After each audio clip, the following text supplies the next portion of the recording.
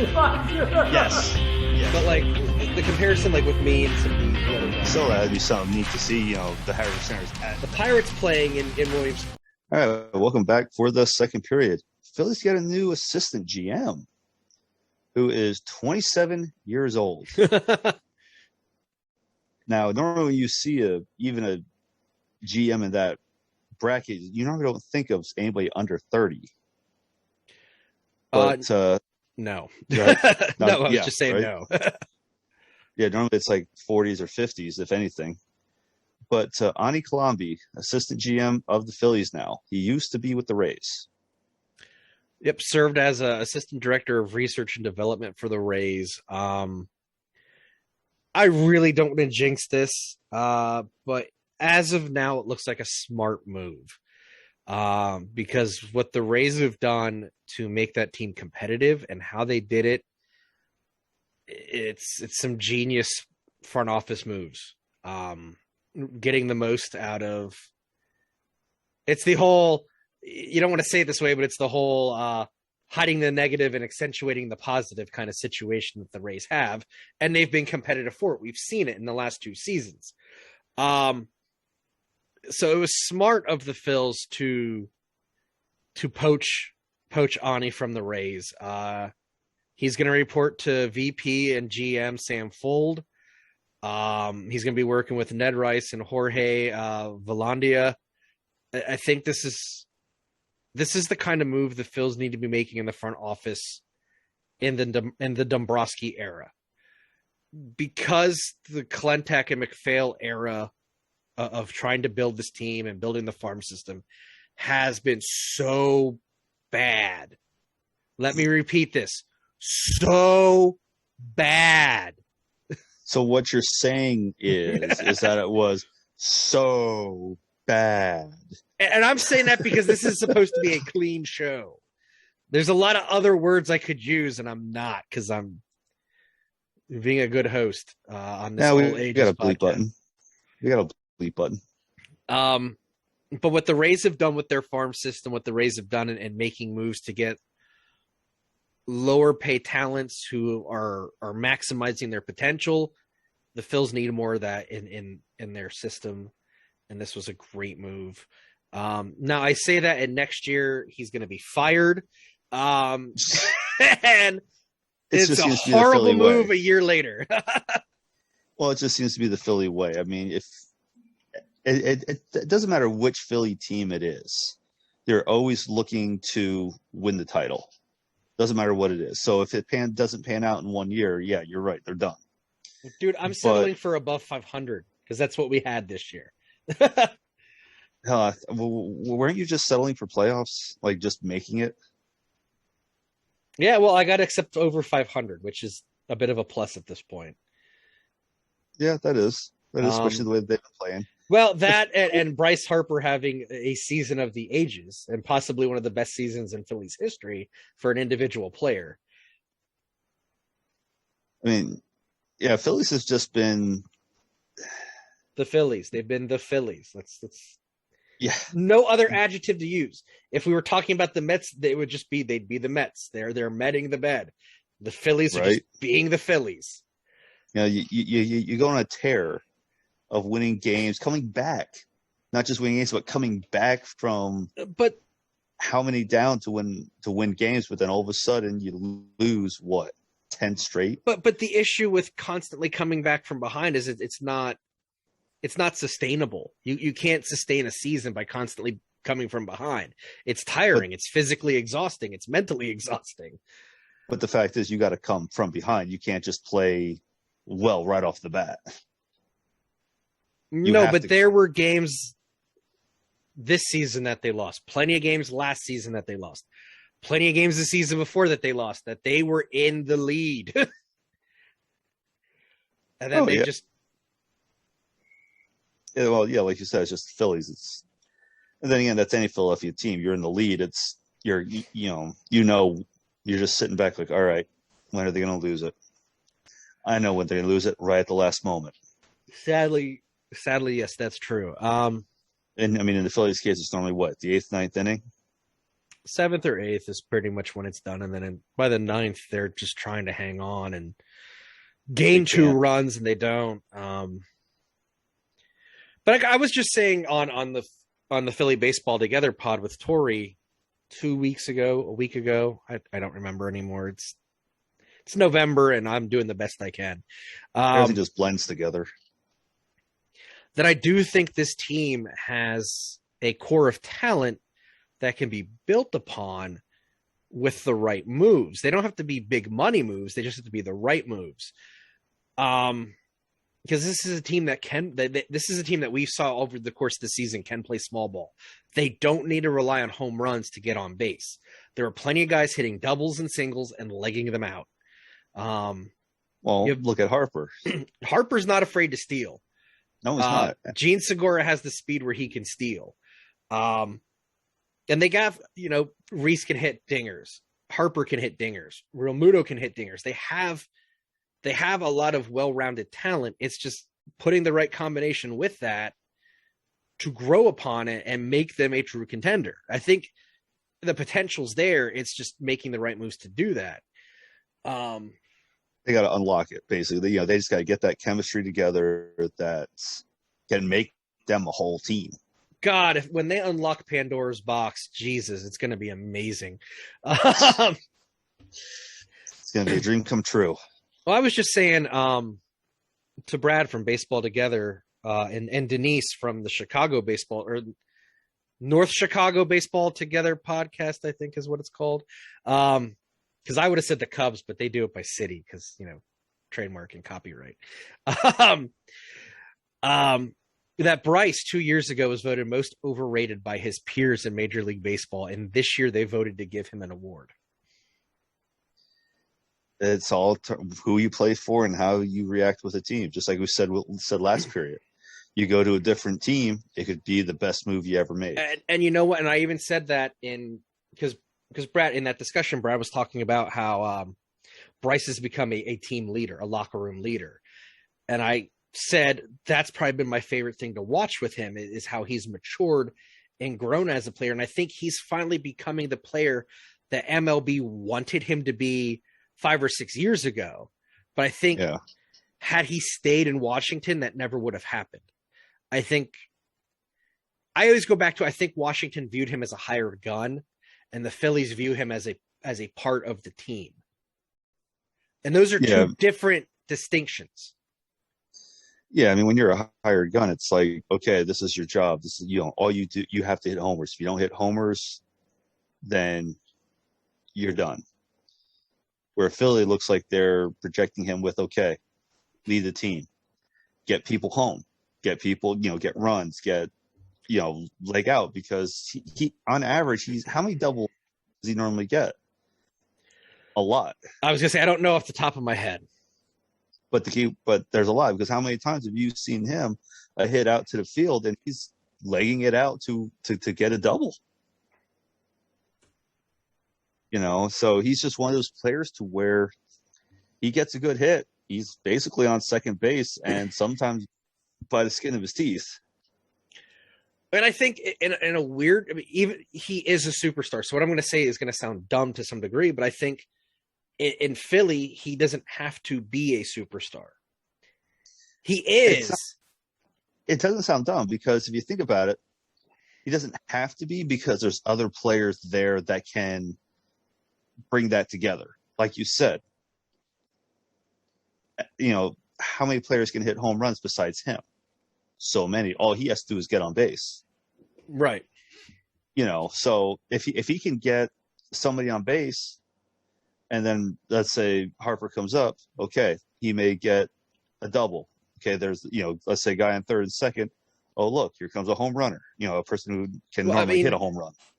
When Reese is healthy, Harper's in the third spot to get on base and have Reese bring him home.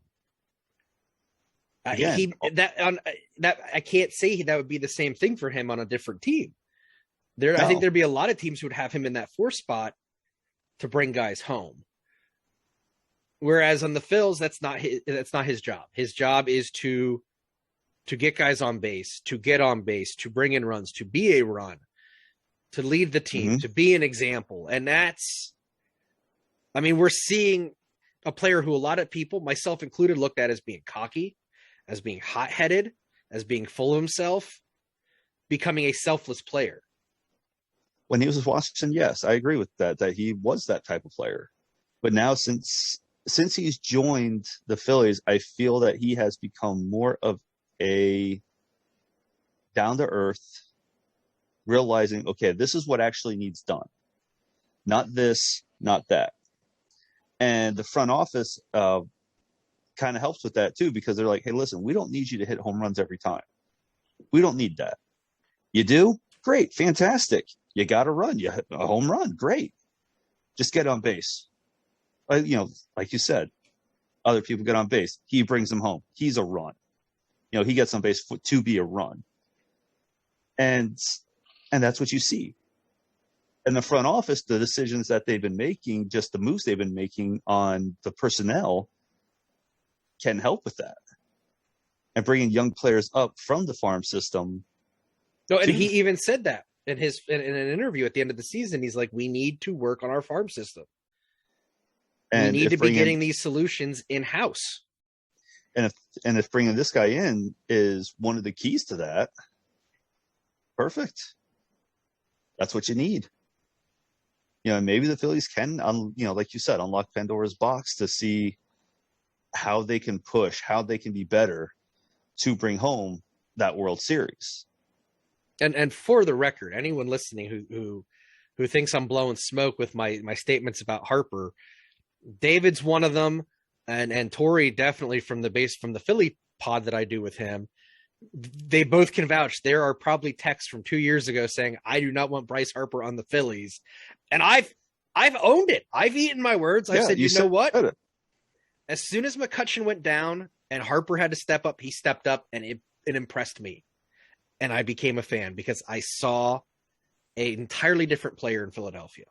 Yeah, you were happy when the Phillies signed Harper. I remember hearing I didn't want Harper, and I did not want Machado.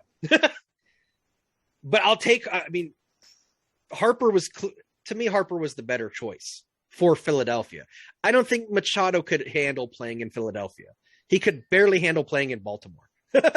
Yeah. East Coast teams are not easy to play for. No, you said it yourself. I mean, I remember you saying when Philly signed Harper, it was like, I don't know. I think to one of you, I think I even said, I don't know how this is going to play out. Well, and also other few words were probably in there as well, if I remember right. Because it wasn't complete hatred. It was just like, I don't feel good about this, but I'm going to see what happens. Well, how many times have we seen him play in Harrisburg? I saw him as his first season in Harrisburg, and you know what? And my wife called me out on it, and Tori called me out on it. I was judging an 18-year-old kid, and I was holding that to a guy who was 28 years old, and that's not fair. Because I know me at 28 compared to me at 18, two different people. Right. 3 or 4 different people, maybe. Hi, Bob. Anyway, sorry. Yeah. Who's on first? No, yeah, I think Harper really matured, and just like you said, the front office is trying to get this to be a well-rounded team, not just a one direction, like Phillies of the past, home runs.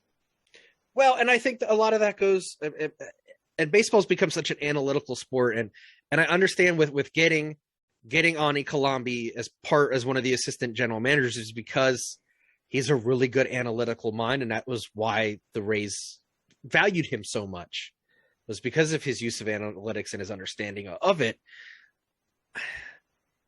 The launch angle can only get you so far. The shift can only get you so far. Analytics is great for certain things, but part of the beauty of baseball to me is playing by your gut. And that's why, for as many people that were calling for his head at the end of the season, it's why I like Girardi, because Girardi's he does use analytics, but he also makes gut decisions based on what he knows about his players, what he knows about the team they're going against. Well, how many times he probably with the players? I mean, he knows with all the signs with the Yankees, just like, okay, this is how we do this. He understands what they're going through. He understands what needs to be done. Well, and not just some coaches just be like, go. Well, and he's a player. Most managers were players themselves. But you got to think he was still playing in a lot of managers. He was still playing 25 years ago. I mean, it's not like he's not like La Russa, who's like in his 70s and still managing. His time in the game as a player is like well gone. Recent memory for us is Girardi was still a player for the Yankees. So he still understands that part of the game. That you can get a sacrifice bunt, you can get a squeeze, you can do this, you can do that. You don't have to rely on what this book of data is telling you. This book of data is great, but so are instincts too. Yeah. I mean, okay, you know how this pitcher is, okay, you can study him all you want, but maybe this one time, you know what? Swing the bat. Go ahead. And sure enough, he could probably get a good run on base, maybe bring some players home. You never know. Some managers have that instinct. And I think the Phils are trying to find a balance. And I think that, again, this is why Ani is a good hire. Because he's so good with analytics, he can provide a better base of that information than the people who were before him on the team. And then you can find a balance. You have someone who's great with analytics. You have someone who's great with player development. Let's put it together and have a peanut butter cup. I like peanut butter cups. You got chocolate in my peanut butter. You got peanut butter in my chocolate. You know what you're doing right now, right? Oh, you mean it's 2 weeks after Halloween and you have Halloween candy in the kitchen? Well, not just that. You're making me hungry now for peanut butter cups. Go get one at the end of the period. I may have to. I may have to on that. Those things are so good, especially frozen. I like them a little melty. I always throw them in the freezer. Thin Mints go in the freezer, but I always throw them in the freezer. And Thin Mints, I do. I mean, I can eat a box of those, but they're dangerous. Yes, they are. They're very dangerous. Once again, we're talking about food. Go figure. See, we might have to do like a whole separate Fat Boy episode where we talk about food. Tailgating food, stadium food, after game food. That's a thought. I mean, how many times have we gone to Hershey Bears games and all of a sudden, hey, Red Robin's open. Let's go. We've gone to Red Robin. We went to Wendy's. Shoot, it's Aruga's now. What was it? Gingerbread Man. The G-Man, yes, the Gingerbread Man. Yep. The night where think I saw Jamie before I ever knew her. Right. Of course, I do remember at a Wendy's, you decided to make a concoction in your Frosty. I don't remember this, but I'm sure you're right. Anyway, no, you're wrong. It wasn't my Frosty. It was in the dipping cup. I do remember this. Yes. What was the dipping cup? Okay, I couldn't remember if it was the Frost. It was a dipping sauce. I made a dipping sauce. Yeah, all I know is the Frosty was involved. I was drinking the Frosty. No, I think it went into your sauce. I don't remember this. I thought it did. I don't know. Either way, you ate it though. Hey, fries need to be dipped, man. Oh man, that's funny. Yeah, no,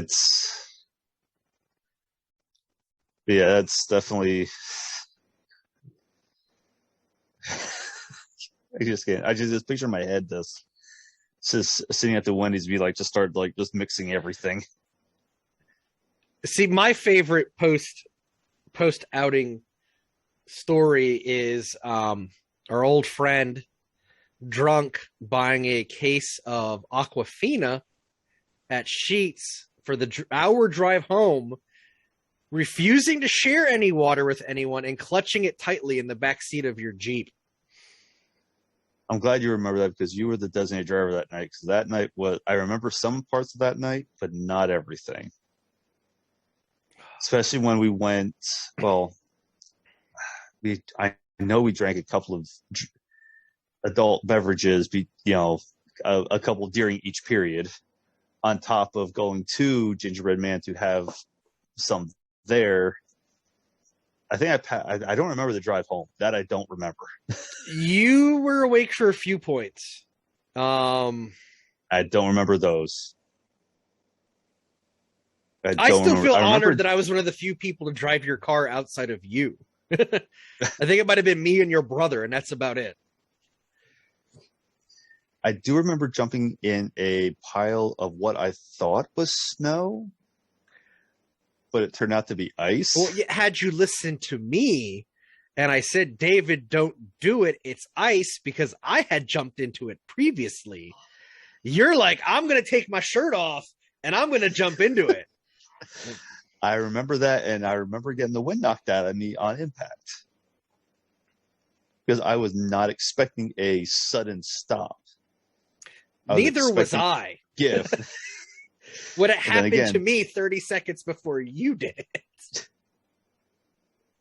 You think the sound of would have deterred you, but it didn't deter you. You just did it. Well, at least I didn't jump into a shrub at Taco Bell. I did that sober, that just goes back to us being the jackass generation, as I've called it. We just weren't the brightest to begin with, whether it was that or not. And sad part is that was once again after a game. Go figure. No, that wasn't after a game. That was a game that got sold out and we couldn't go to it. Was it? Yes. I get so many things mixed up because we've been to so many games, whether it be baseball, hockey. We've just been to so many. It just all blends together. Because it was Christmas 2002. I don't remember the year. And we were in the Corsica. It was me, you, and another old friend of ours. Oh, that Corsica.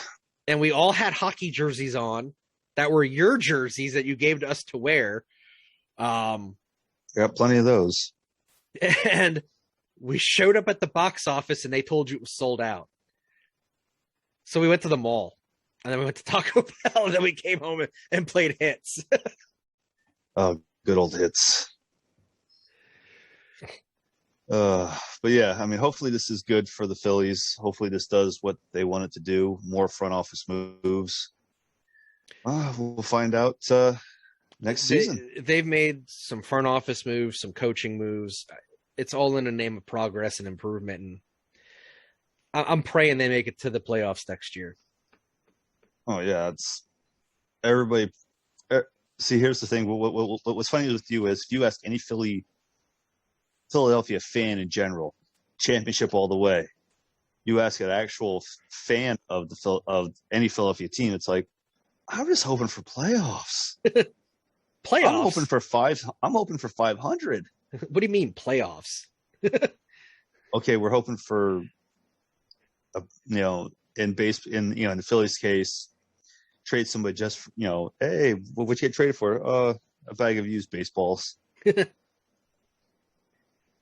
But no, let's just hope this works out and hopefully Phillies actually do something. So on that note, that'd be the end of the second period.